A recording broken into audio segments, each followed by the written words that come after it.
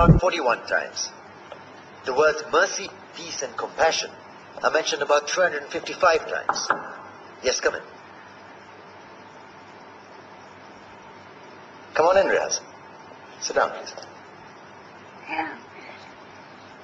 Contrary to popular belief in most Western cultures, Islam is a religion that preaches peace and tolerance. Yes, Patricia. If Islam truly is a religion that preaches peace, then how come the world's most troubled spots, the West Bank, Afghanistan, Pakistan, Iraq, they're all plagued with Islamic terrorism? Well, that depends on your definition of terrorism. Some might argue that the U.S. invasions of countries like Iraq and Afghanistan are also acts of terrorism. No, those were acts of war to get rid of despotic regimes. Or a means of getting at a country's oil. Conspiracy theories. Well, Yeah?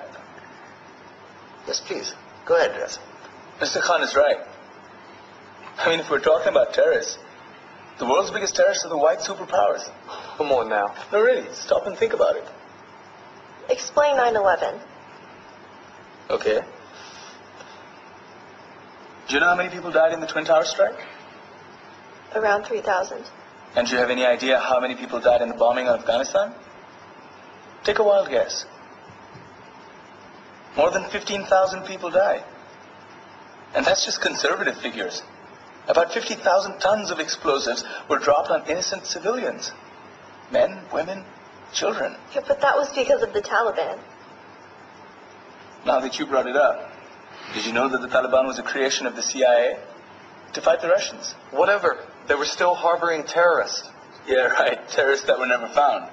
Just like the weapons of mass destruction that were never found in Iraq. Do you want to get into the death toll in Iraq?